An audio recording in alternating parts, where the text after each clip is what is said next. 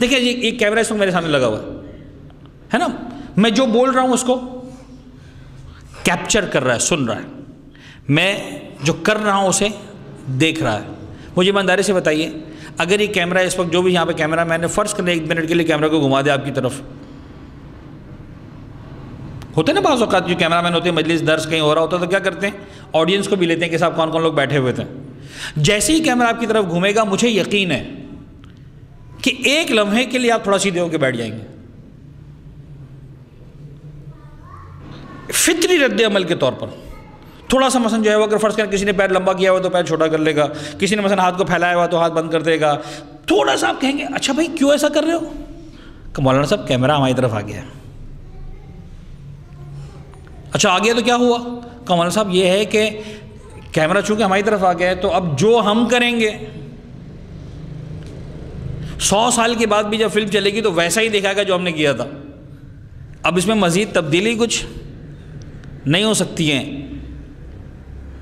عجیب بات ہے زن گرامی، بچے کے ذہن کو سمجھانے کے لیے جعل لکم السمع والابصار والافئدہ، خدا نے سننے کی طاقت دی، خدا نے دیکھنے کی طاقت دی، والافئدہ سوچنے کی طاقت بھی دی، تجزیہ تبصرہ تنقید و تعریف تحلیل اس کو کرنے کی طاقت بھی دی۔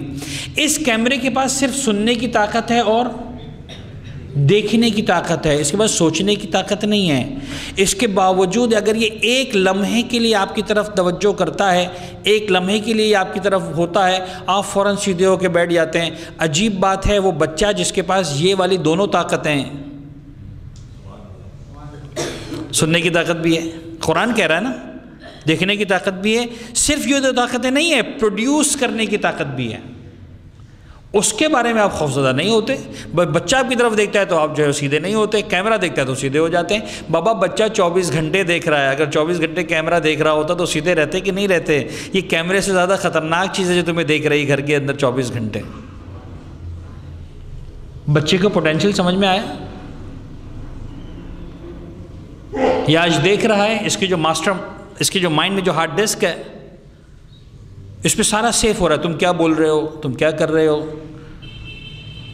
قبلہ مرحوم ذیشان جوادی صاحب بڑا خوبصورت جملہ استعمال کیا کرتے تھے، وہ کہتے تھے کہ والدین آتے ہیں اور آ کر ہم سے کہتے ہیں کہ مولانا آج کل کے بچے بڑے نالائق ہو گئے ہیں۔ کیا کہتے تھے؟ بڑے آ کر ہم سے کہتے ہیں کہ بچے نالائق ہو گئے ہیں۔ علامہ فرماتے تھے کہ میں والدین سے یہی جملہ تو نہیں کہہ سکتا، تو میں جملہ بدل کے کہتا ہوں کہ صاحب بچے نالائق نہیں ہوئے، والدین لائق نہیں رہے۔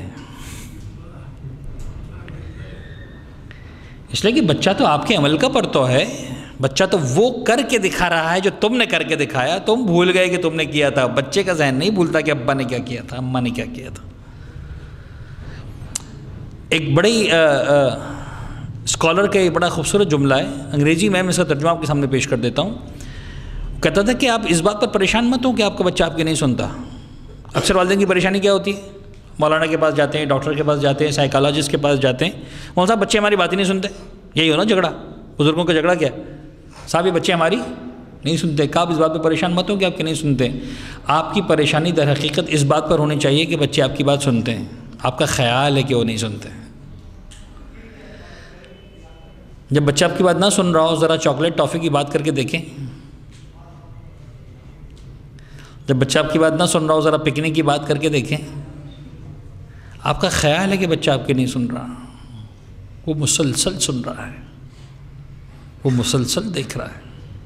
برحمتك يا أرحم الراحمين وصلى الله على محمد وآله الطاهرين۔